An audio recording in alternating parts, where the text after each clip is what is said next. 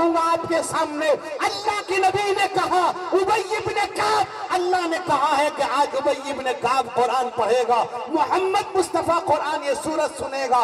فرمایا یا رسول اللہ اللہ سمانی، کیا اللہ نے میرا نام لے کر کہا ہے؟ کہا کہ ابی تیرا نام لے کر کہا ہے۔ فبکا ابی ابن کعب، حضرت ابی ابن کعب رونے لگتے ہیں۔ میرے دوست بزرگوں، میں نے قرآن پاک کی آیت تلاوت کی تھی، اللہ فرماتے ان الذین یتلون کتاب اللہ واقاموا الصلاة وانفقوا مما رزقناهم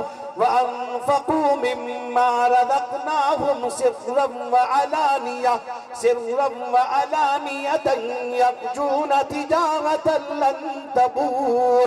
اللہ کہتے ہیں جو لوگ قرآن پاک کی تلاوت کرتے ہیں، نماز پابندی سے پڑھتے ہیں، اللہ کے راستے میں دکھا کر چھپا کر خرچ کرتے ہیں، وہ اللہ سے ایسی تجارت کرتے ہیں جس میں کوئی کھاتا نہیں، کوئی خسارہ نہیں، کوئی نقصان نہیں۔ نماز پڑھنے والا، تلاوت کرنے والا، اللہ کے راستے میں خرچ کرنے والا، اللہ تعالیٰ اس کے اندر ترقی عطا فرماتے ہیں، اللہ اس کو جنت عطا کرتے ہیں۔ کوئی گھاٹا، کوئی خسارہ، کوئی میرے دوست بزرگ کو اللہ تعالیٰ کوئی گھاٹا نہیں اس کو دیتے، کامیاب رہتا ہے۔ میرے نوجوانوں، میرے بزرگوں، اللہ کے نبی نے فرمایا اے لوگوں قرآن پاک پڑھو، یہ قرآن پاک کل قیامت کے دن تمہاری ہماری شفاعت کرے گا۔ حدیث میں آتا ہے، اللہ کے نبی کا فرمان ہے الصیام والقرآن یشفعان للعبد یوم القیامہ، روزہ اور قرآن دونوں کے دونوں کل قیامت کے دن اللہ کے دربار میں شفاعت کریں گے۔ روزہ کہے گا یقول الصیام اے ربی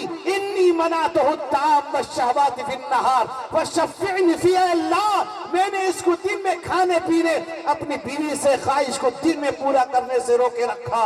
میرے دوست کہے گا اللہ میری شفاعت اس کے حق میں قبول فرما لیجئے۔ قرآن کہے گا اے ربی انی منعتہ النوم فی اللیل فشفعنی فی، اے اللہ میں نے رات کو اس کو سونے سے روکے رکھا، تلاوت میں لگائے رکھا، اے اللہ میری شفاعت اس کے حق میں قبول فرما لیجئے۔ اللہ کے نبی فرماتے فیشفعان، اللہ تعالیٰ دونوں کی شفاعت کو قبول کرے گا۔ میرے بزرگوں، میرے بھائیوں، میں زیادہ تفصیل پہ نہیں جاتا، اور میں ایک بات کہتا ہوں ہر جگہ کہ جلسہ دیر رات تک منانا ختم کرو۔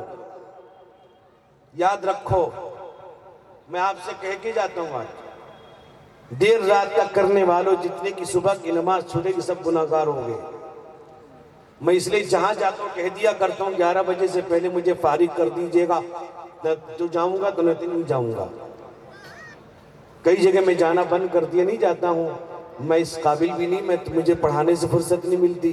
میں رات کو بھاگ کے آتا ہوں، پھر صبح پڑھاتا ہوں بخاری شریف، دوسری اور حدیث کی کتابیں، اس لیے یہ مجھے پریشانی رہتی ہے، اور رات زیادہ دیر تک سب کو تکلیف ہوتی ہے۔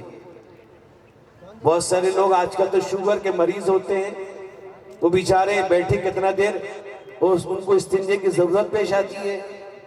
کئی جگہ لوگوں نے ہم سے شکایت بھی کیا، اس لیے جلسہ مغرب بعد شروع کر۔ لوگ کہتے ہیں مغرب بعد آئے گا کون؟ میں کہا جو آئے گا وہی صحیح معنی میں سننے آیا ہے۔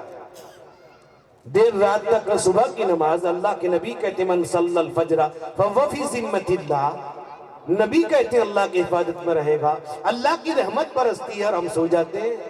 افسوس کا مقام ہے مسلمانوں، اس پر کنٹرول کرو، اور بیچارے مریضوں پر بھی احسان کرو۔ جیسے وہ مرزا غالب کے بارے میں لکھا ہے، وہ پی کے سو جایا کرتے تھے، بوتل چڑھا کے بستر پہ پیشاب کر دیا۔ صبح کو بیوی نے کہا کہ آپ نے بستر خراب کر دیا، یہ کیسے پیشاب کر دیا آپ نے؟ تو مرزا غالب تو شاعر تھے نا، وہ کہنے لگے بیوی کو خوش کرنے کے لیے کہ ناکام یہ عشق میں یہ حال ہوا غالب، ناکام یہ عشق میں یہ حال ہوا غالب، آنسو نکل رہے ہیں رستے بدل بدل کے۔ تو شوگر والے بھی ایسا کر سکتے ہیں۔ میرے بھائیوں، میرے بزرگوں، میرے جوانوں، اس لیے جلسے میں آؤ، جلسہ خوب مناؤ، خوب کرو جلسہ، گلی گلی میں جلسے کرو، علماء کو بلاؤ، قسم خدا کی برکتیں آئیں گی۔ اس لیے آپ تو نعت پاک ہمارے محبوب شاعر ہیں، اور جو سب کے دلوں کی دھڑکن ہے جناب شعبان دل خیر آبادی، وہ تو آپ کی دلوں کو، بلکہ آپ کی دلوں کے اندر روحانیت پیدا کرتے ہیں نعت پاک کے ذریعے سے۔ یہ اللہ تعالیٰ کا احسان، اللہ جس کو یہ یہ سعادت نصیب کر دے، اس کی دنیا بھی کامیاب آخرت بھی کامیاب ہے۔ تو بہرحال میرے دوستوں بزرگوں، اب یہ ہے کہ دعا بھی کریے، اور بھی غالباً مقرر شعلہ بیان حضرت مولانا مفتی محمد زاہد صاحب قاسمی محتمین